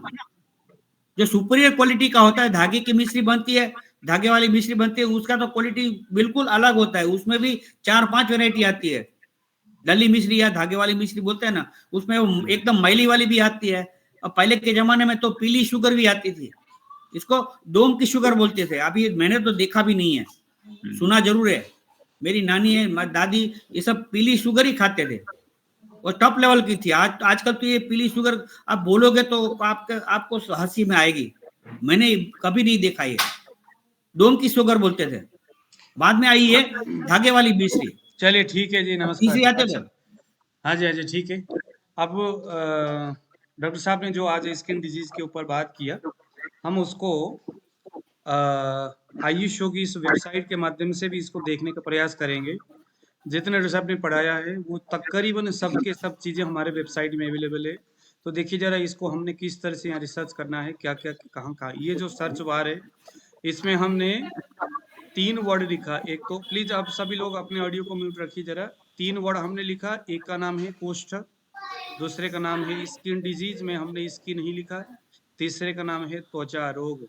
तो दुनिया भर के आयुर्वेदिक बातें जो है, जहाँ भी स्किन डिजीज की बात होंगे तो वो सभी इन 3 नाम के अंतर्गत सभी आएंगे। हो गया। अब हम इसको सर्च करेंगे। सर्च करते वक्त यहाँ पर एक तो हृदय वेगावरोध, डॉक्टर साहब जानते हैं इस बात को कि आयुर्वेद ने हाँ, वोमिटिंग को रोकना, इसके वेग को रोकने से भी स्किन डिजीज होती है, शरीर में थोड़ी थोड़ी इचिंग होती है, खुजली होती है, और बाद में उसे प्रॉब्लम। मित्र तक होता है उसमें। हाँ जी, ये सारे के सारे देखो, जितने भी वेगावरोध है वो सब के सब सब है। त्रिदोष प्रकोपक है। उसमें भी आयुर्वेद ने सर्दी वोमिटिंग के वेग को रोकना बहुत डेंजर हाँ, बताया है, और जिससे कि हमारी स्किन डिजीज हो सकती है, बाद में वो व्यक्ति कुष्ठ की ओर जा सकता है। दूसरे नंबर में आयुर्वेद वात रक्त की ओर लेके जाता है कि भाई वात रक्त के हेतुओं का अगर हम सेवन करते हैं, शरीर में वात रक्त जैसी स्थिति अगर होती है तो यहाँ पर भी स्किन डिजीज होना संभव है। तीसरे नंबर में कुष्ठ तो हो ही गया। चौथे नंबर में अर्श जैसी ऐसी स्थिति है, वहां पर भी रेक्टम में कहीं ना कहीं स्किन डिजीज होगा, उस वक्त वहां पर भी इचिंग होगा, कंडू होगा, कुष्ठ जैसी परिस्थितियां होंगे। लेकिन वो अर्श एक स्थानीय एक समस्या है। एक है कृमि। अब आप सभी लोग जानते हो कि कृमि जो ये कीड़े हैं पेट के शरीर में कहीं पर भी अगर हो तो वह भी स्किन डिजीज का कारण है। तीसरे नंबर में है पांडु। पांडु रोग भी स्किन डिजीज का कारण है। आगे आगे रक्तपित्त, सर्वांगगत वात, इसमें भी स्किन में प्रॉब्लम आ जाती है, पाल्पिटेशन होती है, कई सारे बाद में जाके दिक्कत होता है।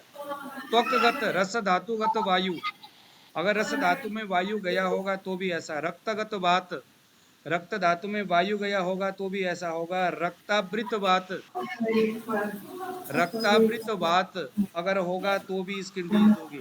गुल्म, इंटरनल शरीर के अंदर अगर कोई ऐसी सिम्टम्स होंगे तो वो गुल्म के संदर्भ में आ सकता है। श्वेत कुष्ठ, और आगे आ गया आपका शीतला।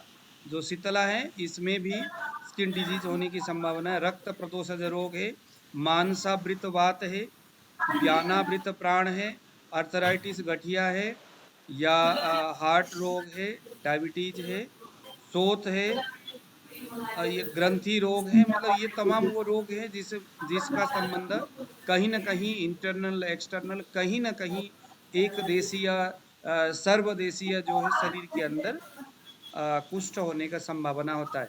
तो बेसिकली हम तो कुष्ठ ही देख रहे हैं, तो हमने कुष्ठ में क्लिक किए, सिम्टम्स में गए। सबसे पहले बड़ी बात है जो डॉक्टर साहब ने कहा था, हेतु।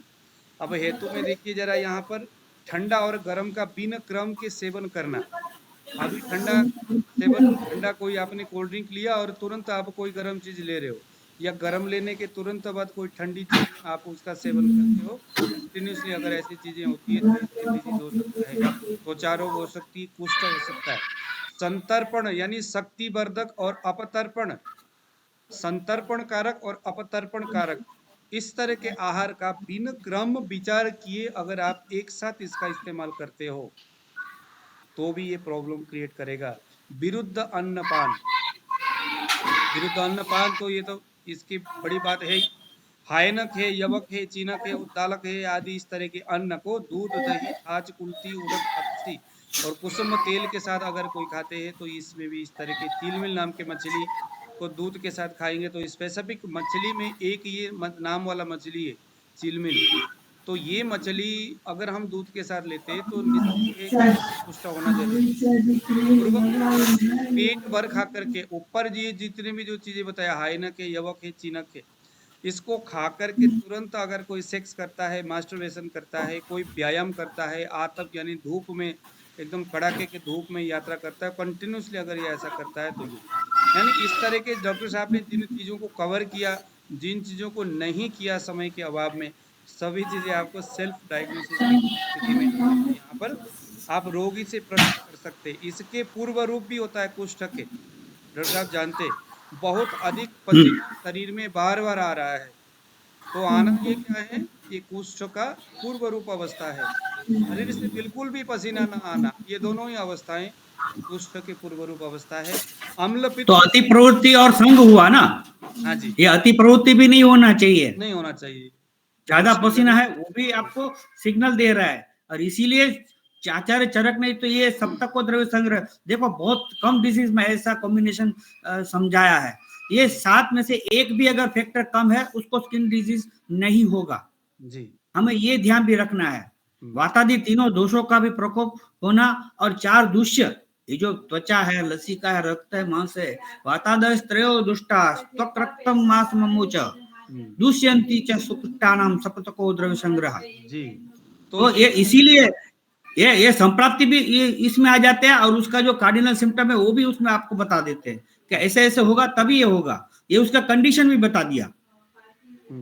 और हमारे तो हमें ये संप्राप्ति का एक भी, अगर ये वातादि 3 दोषों में से किसी एक या 2 दोष का भी हम लोग मैनेज कर लेते हैं, थोड़ा बहुत ये चारों के चारों जो धातु है उसको भी हम तो शोधन कर लेते हैं, तो हमारा काम इजी हो जाएगा, रोग का बल है वो कम हो जाएगा जी। और इसीलिए तो ये पथ्य का बताएं। अब ये देखिए जरा, हमारे पास मेडिसिन भी होता है। हमारे पास अगर कोई पेशेंट आते हैं तो जैसे पुंडरीक हो गया, सिद्म कुष्ठ हो गया, काकड़ कुष्ठ हो गया, एक कुष्ठ हो गया, चर्म कुष्ठ, किटिव हो गया, विपादिका हो गया, ये सब के सब, ये कुष्ठ अलसक हो गया, दद्रुमंडल हो गया, चर्मदल हो गया, पामा हो गया, विस्फोट, ये सब के सब आप लोग वेबसाइट में जाकर के इसको, अब क्योंकि बहुत सारी चीजें तो याद होती नहीं है, बड़ी मुश्किल है, डॉक्टर साहब ने पढ़ा तो दिए लेकिन विद्यार्थियों को बातें सारा याद नहीं होता, तो इसका भी हम लोगों ने ख्याल रखा है। देखिए विसर्प है, विसर्प के कुष्ठ है, मुहाशय है, व्यंग है। जैसे मान लीजिए कि किसी आदमी को मुहाशय हो गया है मान लो फेस में, और किसी आदमी को चलो विसर्प हो गया, हमने पूछा, प्रश्न किया, और विसर्प में और एरिसिपिलिस हो गया और मुहाशय, इसमें हमने क्लिक किया, पेशेंट ने कहा महाराज हमें ये दिक्कत है। अब हम क्या करेंगे, हमने वहां पर क्लिक किया, क्लिक करने के बाद वेबसाइट आपको देखिए लेकर के आ रहा है, तो यहाँ पर बहुत सारे इस तरह के योग यहाँ पर ये दे रहा है ना, ये देखिए जरा, गंधक रसायन देना है, ये कहा मुहा से पिटिका, ये सारे इसमें पंचनीम हो गया, हाँ, लेकिन ये कफ प्रकोप है, कोई भी मुहा से या कोई भी जिसमें कफ का प्राधान्य है तो उसके अंदर हम लोग ये त्रिफला वगैरह देते अच्छा रहेगा जी। हाँ, अगर त्रिकट वगैरह देगा तो उसका पित्त बढ़ सकता है ना। आरोग्यवर्धिनी देना अच्छी बात है, लेकिन उसका डोज कम रखना है, नहीं जस्ट ये तो उसका अनुपात भी सोच समझ के देना है जी। वेबसाइट ने क्या किया, ये रक्त व स्रोतस का ये विसर्प के बारे में हमने जो यहाँ पर किया था ना विसर्प रोग, तो विसर्प के बारे में इसने यहाँ पर अब ये बता रहा है कि ये रक्त व स्रोतस्ता ये एक अवस्था है, एक ये व्याधि है। एक सेकंड, इसमें हम दोषों के आधार पर, यहाँ पर तो आयुर्वेद ने विसर्प के लिए कौन कौन से दवाइयाँ बताया है वो सारी चीजें इसने बता दिया, कौन कौन से किस तरह के, जैसे एक मैं आपको यहाँ पर बताऊंगा। इसमें देखिए कई सारे रक्त मोक्षण के विषय में क्या बताता है। वस्ती कहते हैं कि कुष्ठ रोग में वस्ती नहीं देना चाहिए, लेकिन अगर वात प्रदान कुष्ठ है तो अवस्थाओं को देख करके वस्ती देना चाहिए। डॉक्टर साहब क्या मैं सही कह रहा हूँ? इसीलिए चरक संहिता में जो बताया ना, ये संप्राप्ति विघटन करने के लिए अभी जो भी दोष का प्रावधान है उसके हिसाब से हमें चिकित्सा और औषध का चयन करना है, और वो छूट चरक ने दी है, सभी चिकित्सकों को ये छूट दे रखी है। प्रत्युत्पन्न मति, आपको तुरंत डिसीजन लेना होता है, ये कोर्ट की तरह नहीं होता कि आपको तारीख की तारीख देना है, जब भैया 1 महीने के बाद आना, आपका डायग्नोसिस करेंगे तब जाकर ट्रीटमेंट करेंगे। अभी क्या अभी उसको ट्रीटमेंट देना होता है। चक्रदत्त का देखिए पथ्य में योशिन मांस सुरा त्यागः शालिमुद्गयवादयः पुराणस्तिक्त साकम च जांगलम कुष्ठिनाम हितम। ये कुष्ठ रोगियों के लिए हितकर है। स्त्री दमन मांस और शराब का त्याग करना चाहिए। पुराने चावल, मूंग, जौ, जांगल और हाँ, लेकिन नवीन धान खाओगे और ग्राम्य पशु का आहार वगैरह में यूज करोगे तो ये जांगल पशु, अभी आज के लिए जांगल और ग्राम्य मांस का तो कोई नरेशन देते नहीं है, और ना ही उसको रिकमेंड करते कोई भी वैद्य अब मांसाहार को रिकमेंड नहीं करेगा, देख लेना। हाँ जी, हाँ जी, हाँ जी, हाँ नहीं वो तो है, लेकिन कुछ लोग होते हैं दूसरे उसके दूसरे नुकसान भी तो है ना। और हमें दूसरा ऑप्शन मिल रहा है तो क्यों हमें ये नॉन वेज के ऊपर जाना है। तो हमें ये संप्राप्ति के ऊपर ध्यान पहले देना है। भले चरक में लिखा है कि चलो शाहू मांस खाओगे तो ये होगा, और फिर वो मयूर का मांस खाओगे तो ये फायदा होगा। अरे भाई दूसरा भी ऑप्शन है, आपको लेना है तो ले सकते हैं, लेकिन संप्राप्ति विघटन को सबसे पहले समझना है। चाहे कील मुहासे का ट्रीटमेंट करना हो, चाहे सोराइसिस का करना हो। सोराइसिस का पेशेंट होता है उसमें 99% पेशेंट ये सब घी और तेल खाना बंद कर चुके होते हैं। उसका कभी देख चल दूसरा मैं लेकर दूंगा मैं, लेकिन ये समझना है कि हमें ये संप्राप्ति को अभी सब जगह पर सोराइसिस का भी मिलता भी नहीं है आयुर्वेद में तो, लेकिन इलाज भी दूसरी जगह पर नहीं है, सिर्फ आयुर्वेद में ही ठीक होता है। चाहे 20-25 साल पुराना सोराइसिस हो, 20-25 हफ्ते में ठीक होते हुए देखा है, नहीं होता है तो फिर से दूसरा वो 10-15 साल चलेगा। तो ऐसा भी जरूरी नहीं कि सभी स्किन डिजीज ठीक हो ही जाते हैं, चाहे आयुर्वेद का चिकित्सक हो चाहे एलोपैथी का हो। और इसीलिए निदान परिवर्जन सबसे बहुत इंपॉर्टेंट रोल है। और दूसरा से फैक्टर आता है विरुद्ध आहार को बचना है, और साथ में ये अहित आहार विहार के ऊपर भी देना है। विहार के ऊपर बहुत कम लोगों का ध्यान जाता है। तुरंत गर्मी में से आकर तुरंत गन्ने का रस पिएगा या बर्फ का पानी या शरबत पी लेता है, और ठंडी में से जाकर तुरंत जो गर्मी में जाएगा। तो ये हीट और रेगुलेशन सेंटर, हमारे सेंटर जो ब्रेन के अंदर जो टेम्परेचर सेंटर तो होता है ना, वो बार बार डिस्टर्ब होता रहता है, तो उसकी वजह से आपका हार्मोन लेवल भी खराब होगा। फिर कैसे उसका मैनेज करोगे, और आपको पता भी नहीं चलेगा कौन सा नुकसान कब हुआ। हर चीज के लिए तो ट्रेस नहीं कर सकते। चलो आप ये स्किन के लिए कल्चर करोगे या कोई इन्वेस्टिगेशन कर लोगे तो आपको कौन सा इन्फेक्शन लगा पता चल जाएगा, वो तो वैसे भी पता चल जाता है। लेकिन बाद में क्या, वो कैसे हुआ वो उसके ऊपर जाना है, या फिर पेशेंट का ट्रीटमेंट करके उसको क्योर करना है। तो परहेज रखना है, वो सबसे पहला बनता है ये हमारा पेशेंट को ट्रीट करने के लिए। अब बाद में आता है दूसरा संशोधन और शमन। अगर ये संशोधन शमन नहीं हुआ तो आप गया काम से। सर शराब का रोल क्या है इसमें, थोड़ा सा इसको भी कनेक्ट कर दीजिए, अभी आया नहीं। संशमन का मतलब क्या है कि जो अभी मान के चाहिए कोई ने शोधन किया, किसी ने विरेचन किया, वमन किया, कुछ भी किया, ठीक है। फिर संशमन में क्या होता है कि जो भी उत्क्लेश हुआ है, जो भी दोष का निर्हरण हुआ है, उसके बाद में जो भी पेशेंट को जो हानि हुआ है, तो उसको जो भी सिस्टम है उसको हड़बड़ा गई है, उसको थोड़ा बैलेंस करना है। अभी सर शराब वाइन की बात हो रही है, दारू। हाँ मैं वही की बात कर रहा हूं। मैं विरेचन कर्म होता है तो उससे सबसे लास्ट में जाता है वायु निकलता है, तो उसको वायु का शमन करने के लिए ही स्नेहपान किया है। तो स्नेहपान बहुत जरूरी है स्किन डिजीज में।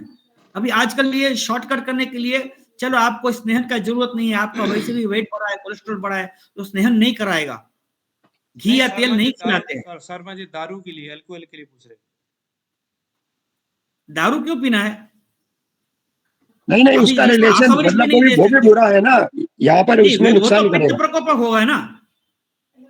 मद्यपान करो या आसवरिश यूज करो या बियर पियो, कुछ भी पियो, फर्मेंटेड चीजें मना किया है, वो पित्तवर्धक है। देखो सन्निपातिक है, मैंने सबसे पहले बोला था, ये कुष्ठ में त्रिदोष प्रकोप होता है, लेकिन भले त्रिदोष प्रकोप है फिर भी वो पित्त का प्राधान्य होता है उसमें। और इस ऐसे पेशेंट में भले ही उसका ऐसी अम्ल पित्त नहीं है, फिर भी लाइन ऑफ ट्रीटमेंट 2-3 हफ्ते के लिए एटलीस्ट उसको अम्ल पित्त का मेडिसिन या उसका लाइन ऑफ ट्रीटमेंट समझाना है। उसका पथ्य भी अम्ल पित्त जैसा ही करना है, ठीक वैसे ही गाउट में भी यही सही है। कुष्ठ और ये वातरक दोनों के ऊपर ये ध्यान देना है, और दोनों को अच्छे से अगर सक्सेसफुली ट्रीटमेंट करना है तो अम्ल पित्त का ट्रीटमेंट देना ही होगा और उसका परहेज भी देना होगा, अदरवाइज वो रिलेप्स होगा ही डेफिनेटली। सभी अम्ल तो पित्त दारू वगैरह तो नहीं पीना है। का परहेज करना चाहिए। हाँ, निदान परिवर्जन तो सबसे इंपॉर्टेंट है, किसी भी रोग के लिए जाओ। और इसीलिए वैद्य जीवन में बोला है ना, पथ्य सती गदार्थस्य किमौषधि निसेवनम, पथ्य असती गदार्थस्य किमौषधि निसेवनम। जो पथ्य पालन करता है उसको बीमारी नहीं होगा तो उसका कोई दवाई जरूरत नहीं है, और जो पथ्य पालन नहीं करता है अब तो उसको कोई भी उसको मेडिसिन दोगे या नहीं दोगे कोई फर्क नहीं पड़ता। तो पथ्य तो बनता है सबके लिए, इसमें किसी साइंस का या किसी का लेबल थोड़ी ना लगता है। चलिए अब इन लोगों को एक जबरदस्त योग देता हूँ, है तो वैसे तो वेबसाइट में ही है, तो इसको जरा आप लोग इस योग को आप लोग लिखिए जरा। ये एक ऐसा योग है, हमने जब भी कभी बनाया, जब भी कभी पेशेंट को दिया, लगा करके दिया, हालांकि उसका अंतः परिमार्जन बहिर्परिमार्जन ये सारी चीजें करना है सफेद कोड के लिए। लिखिए जरा, रूमी मस्तकी 3 भाग, पवाड़ के बीज 1 भाग, बाबची 1 भाग। ये तीनों योग मैंने भी इस्तेमाल किया है, और हमारे जो गुरुजी थे उनका सबसे पसंदीदा ये था। बारीक पीस करके इसको रखना है, सुबह और शाम पानी के साथ इसको लेना है, और साथ में पवाड़ के जड़ को पीस करके पूरे शरीर में लेप करके धूप में अगले रोगी को रख दें। उस बीच में पथ्य में सिर्फ दूध, चावल, घी और मीठा ही खिलाएं। दूध, चावल, घी और मीठा। नमक और खट्टी कोई भी चीजें कम से कम 1-1.5-2 महीने तक नहीं। अब ये नमक के लिए भी सर देखो ये ध्यान रखना है हम लोगों को, कई जगह पर हमने पढ़ा है, देखा है, लेकिन बिल्कुल बंद करने से देखो नमक से ना उससे भी नुकसान होता है, उसका पोटेशियम लेवल कम हो सकता है, ये सोडियम लेवल कम होता है, सॉरी, अगर सोडियम लेवल कम होता है, इमरजेंसी आता है, वो इसको 2-2, 3-3 बाटला चढ़ाना पड़ता है उसको। तो लवण वर्जित मतलब ऊपर से जो कच्चा नमक डलता है उसको वर्जित करना है। नमकीन जो खाना खाते हैं, ये पापड़ है, चिवड़ा है, वो अवॉइड करना है। और जो धाना दाल वगैरह जो मुखवास है, जो सॉल्टी नट वगैरह है, वो पथ्य के लिए ये हमें ध्यान है। दाल चावल में जो हल्का सा जाता है वो तो देना ही देना है। जी। अब ये डायबिटीज के पेशेंट है, वो कोई शुगर तो बंद नहीं करते। अच्छा, बीपी वाले पेशेंट है, उसको घी तेल बंद नहीं कर सकते, चाहे कितना भी कोलेस्ट्रॉल हो। अगर घी तेल बंद करेगा तो उसका कोलेस्ट्रॉल तो काबू में आता है कि नहीं वो तो बाद में पता चलेगा, लेकिन उसका मेंटल स्टेटस जरूर खराब होगा। और मेंटल स्ट्रेस वगैरह, डिप्रेशन है, वो फ्रस्ट्रेशन है, फिर वो शॉर्ट टेम्पर्डनेस है, इंटॉलरेंस है, ये सब बढ़ जाएगा। आजकल देखो कोई किसी जरा सी बात पर सब लोग मरने मारने पर